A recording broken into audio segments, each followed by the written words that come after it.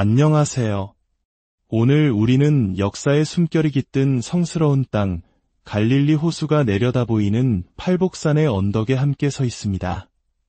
잠시 눈을 감고 상상해 보십시오. 2000년 전 수많은 군중이 한 사람의 말씀에 귀 기울이기 위해 이곳으로 모여들었습니다. 그분의 이름은 바로 예수 그리스도입니다. 오늘 이 시간에는 예수님께서 우리에게 남기신 가장 위대한 가르침 중 하나인 산상수훈의 의미를 되새겨보고 그 말씀이 오늘날 우리의 삶 속에서 어떻게 살아 숨쉴 수 있는지 함께 묵상하고자 합니다. 본격적인 이야기에 앞서 잠시 여러분의 마음을 모아주시면 감사하겠습니다.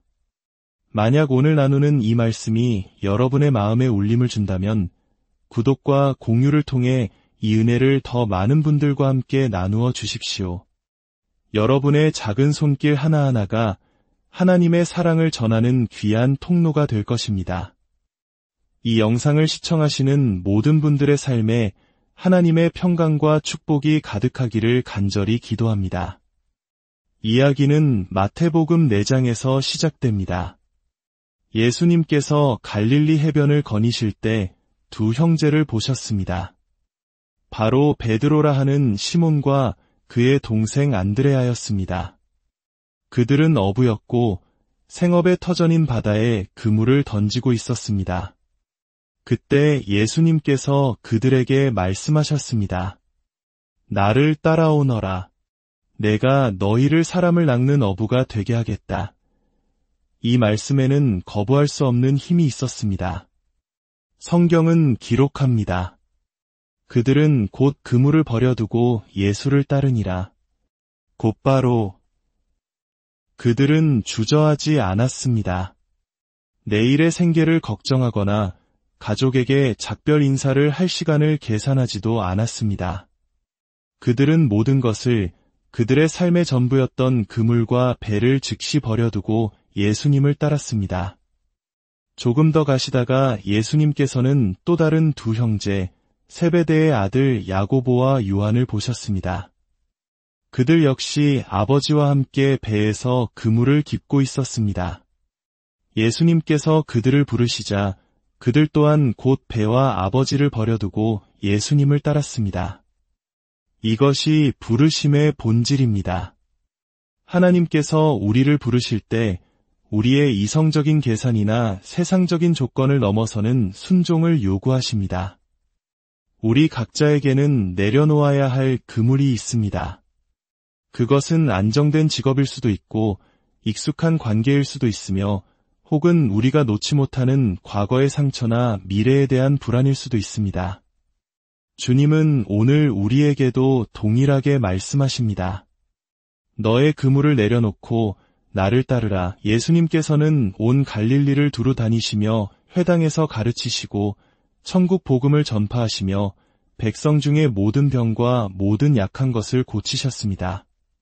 그분의 소문은 온 시리아에 퍼져나갔고 사람들은 온갖 병든 자, 고통당하는 자, 귀신 들린 자, 간질하는 자, 중풍병자들을 그분께로 데려왔습니다.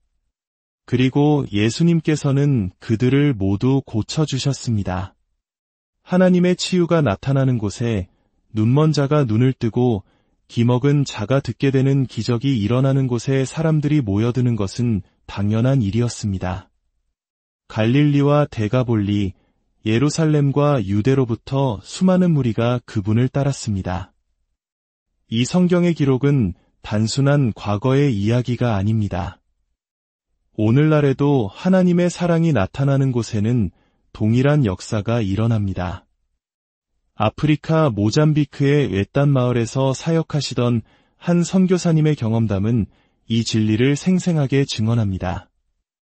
그녀는 다른 신앙을 가진 마을의 추장들과 잔디매트 위에 앉아 교제하며 우정을 쌓고 있었습니다. 그런데 바로 그때 어디선가 피가 얼어붙을 듯한 섬뜩한 비명소리가 들려왔습니다. 사람들의 발걸음이 비명이 들려온 곳으로 황급히 향했습니다. 선교사님은 순간 갈등했습니다. 추장들과의 예의를 지켜야 할까, 아니면 저곳으로 가봐야 할까, 인간의 생각으로는 판단하기 어려운 순간 그녀는 조용히 성령님께 여쭈었습니다. 주님, 제가 무엇을 해야 합니까?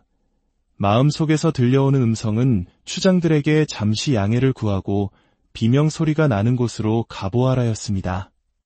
그녀가 달려간 곳에는 끔찍한 광경이 펼쳐져 있었습니다. 그곳에는 마을을 방문했던 외부인들이 버리고 간 쓰레기 구덩이가 있었습니다. 플라스틱 병, 다 먹은 참치 캔 같은 것들이 널려 있었죠. 그리고 그 앞에서 한 작은 소년이 발작을 일으키고 있었습니다. 그 소년은 마을에서 간질병 환자로 낙인 찍혀 고통받는 아이였습니다. 누더기 옷을 걸치고 굶주림과 질병에 시달리며 때로는 악령에 들린 것 같다는 오해까지 받으며 철저히 소외된 아이였습니다. 그 아이가 너무나 배가 고픈 나머지 쓰레기 구덩이를 뒤지려 하자 다른 아이들이 그를 밀쳐냈고 그 충격으로 발작이 시작된 것입니다. 아이는 온몸을 떨며 눈이 뒤로 넘어가고 있었습니다. 그 순간 선교사님의 마음속에 단 하나의 생각만이 떠올랐습니다. 지금 여기서 사랑은 무언가 구체적인 모습으로 나타나야만 해. 그녀는 주저없이 아이를 품에 안았습니다. 아이는 발작으로 인해 몸을 가누지 못해 그녀의 옷에 실례를 했지만 그녀는 아랑곳하지 않았습니다. 그녀는 아이를 끌어안고 조용히 생명과 자유를 선포했습니다. 예수님의 이름으로 치유를 선언했습니다. 바로 그때 마치 예수님의 아름다운 임재가 그 작은 아이에게 폭포수처럼 쏟아지는 것을 느꼈습니다. 아이의 떨림이 멎고 평화가 찾아왔습니다. 아이는 완전히 치유되었습니다. 그녀는 치유된 아이의 손을 잡고 다시 추장들이 있는 곳으로 돌아와 조용히 자리에 앉았습니다. 아무 설명도 하지 않았습니다. 하지만 마을의 지도자인 추장들은 모든 것을 알고 있었습니다. 누가 마을에서 간질병을 앓고 있는지, 누가 멸시받고 버림받았는지 그들은 훤히 꿰뚫고 있었기 때문입니다. 우리는 종종 복음을 너무 복잡하게 생각합니다. 거대한 집회, 수많은 청중, 더 크고 화려한 사역을 꿈꿉니다. 하지만 주님은 우리에게 그저 한 사람을 위해 멈추어 서라고 말씀하십니다. 바로 내 앞에 있는 그 한 사람을 사랑하고 그 사람을 바라보라고 하십니다. 예수님께서 병든 자를 고치셨을 때 수많은 무리가 모여들었지만 저는 확신합니다. 예수님의 시선은 언제나 그분이 만지고 계신단 한 사람에게 머물러 있었다는 것을요. 그리고 주님은 오늘 바로 당신을 통해 그 한 사람을 만지기 원하십니다. 당신의 작은 삶, 주님께 온전히 드려진 당신의 삶을 통해 성령의 능력과 이엄이 나타나기를 원하십니다. 그날 추장들은 선교사님에게 말했습니다. 어머니, 저희를 따라와 보시겠습니까? 그들은 그녀를 마을에서 가장 아름다운 곳, 갈릴리 호수가 내려다 보이는 이곳 팔복산의 풍경처럼 멋진 언덕으로 데려갔습니다. 그리고 손으로 그 땅을 가리키며 물었습니다. 이 땅이 마음에 드십니까? 그녀가 아름답다고 대답하자 추장들은 말했습니다. 이것은 선물입니다. 우리는 여기에 교회가 세워지기를 원합니다. 바로 이곳에 교회를 지어주십시오. 그녀는 교회를 지을 땅을 달라고 요청한 적이 없었습니다. 그저 가장 낮은 곳으로 가서 상처받은 한 아이를 사랑했을 뿐입니다. 그러나 그 작은 사랑의 행위가 다른 신앙을 가졌던 추장들의 마음을 움직여 복음의 문을 활짝 열게 한 것입니다. 이제 우리는 예수님께서 이 언덕 위에서 전하신 위대한 가르침, 마태복음 5장의 8복으로 넘어갑니다. 이 가르침은 단순한 교훈의 목록이 아니라 예수님께서 직접 그리신 당신 자신의 모습과도 같습니다. 1절은 이렇게 시작합니다. 예수께서 무리를 보시고 산에 올라가 앉으시니 제자들이 나아온지라. 여기서 무리를 보시고라는 구절이 매우 중요합니다. 예수님은 군중을 그저 하나의 덩어리로 보지 않으셨습니다. 그분은 한 사람, 한 사람의 눈을 바라보셨고 그들의 아픔과 슬픔, 갈망을 꿰뚫어 보셨습니다. 그들을 향한 깊은 긍휼과 연민의 마음으로 병든 자를 고치셨습니다. 우리 역시 거대한 집회나 카메라를 기다릴 필요가 없습니다. 예수님을 사랑하고 성령으로 충만한 우리 모두는 매일의 삶 속에서 멈추어 설 수 있습니다. 아픈 자를 위해 기도하고 상처 입은 자를 사랑하며 하나님의 긍휼하심이 우리를 통해 흘러가도록 할 수 있습니다. 예수님께서는 이 언덕에 앉으셔서 입을 열어 가르치기 시작하셨습니다. 심령이 가난한 자는 복이 있나니 천국이 그들의 것이며 심령이 가난하다는 것은 무슨 의미일까요? 그것은 우리의 영혼이 완전히 파산했음을 인정하고 오직 하나님께만 전적으로 의지하는 상태를 말합니다. 저 또한 이 진리를 깨닫기까지 오랜 시간이 걸렸습니다. 한때 저는 수천 명의 사람들을 주님께 인도하며 아주 성공적인 사역을 하고 있다고 생각했습니다. 그러나 어느 날 주님께서 제게 말씀하셨습니다. 멈추어라. 저는 그 음성이 사탄의 방해라고 생각하고 대적했습니다.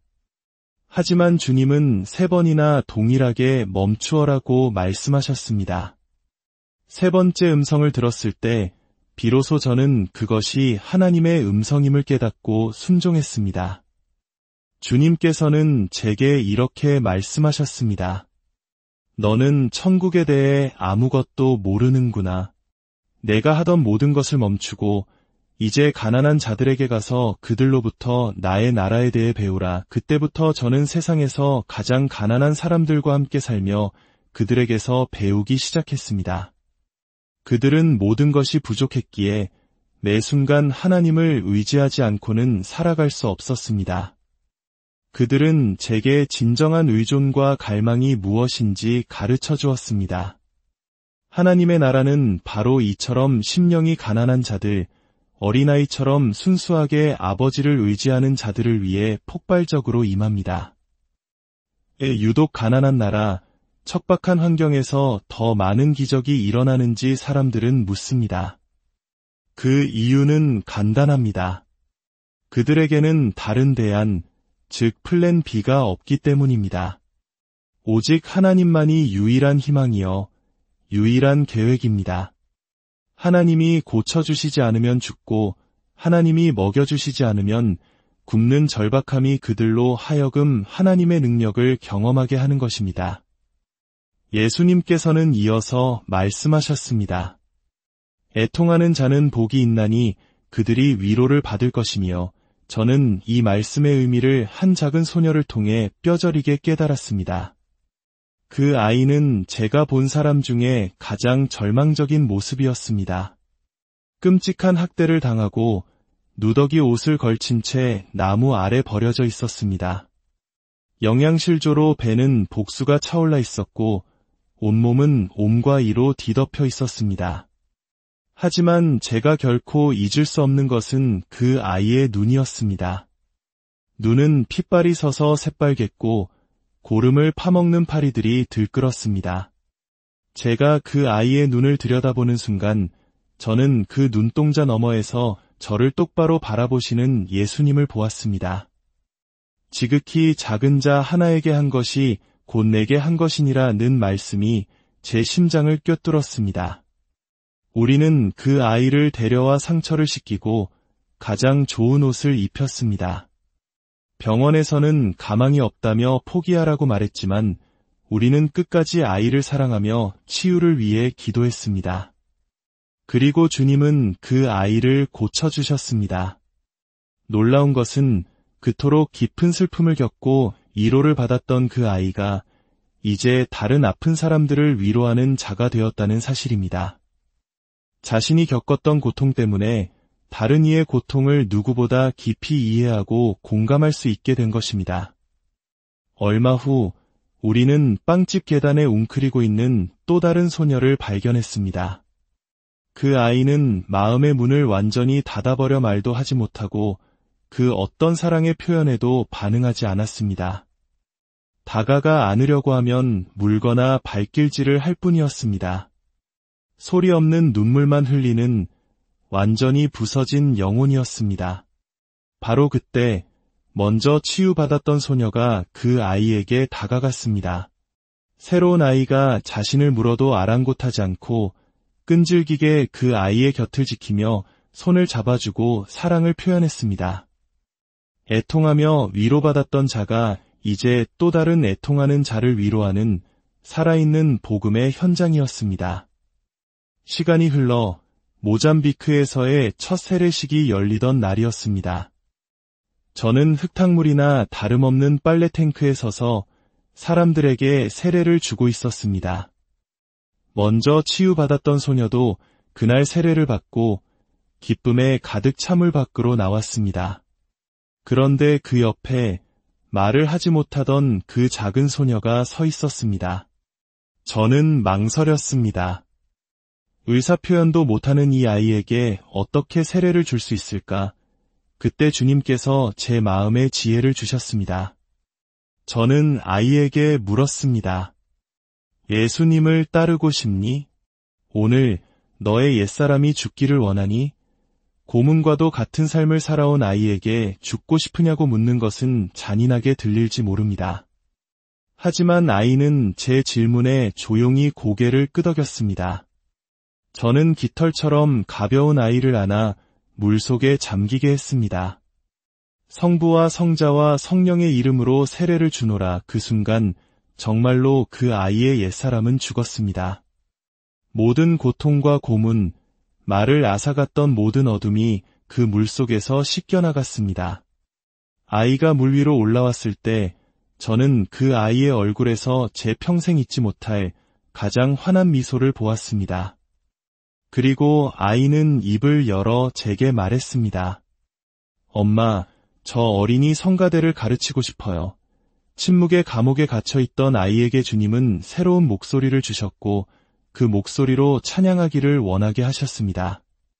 여러분, 여러분의 삶에 어떤 아픔과 상처가 있습니까? 하나님은 그 고통의 경험을 사용하기 원하십니다. 여러분이 겪은 애통함을 통해 다른 애통하는 이들을 위로하는 자로 서기를 원하십니다. 상처 입은 치유자가 되어 이 땅에 하나님의 위로를 전하는 통로가 되기를 바라십니다.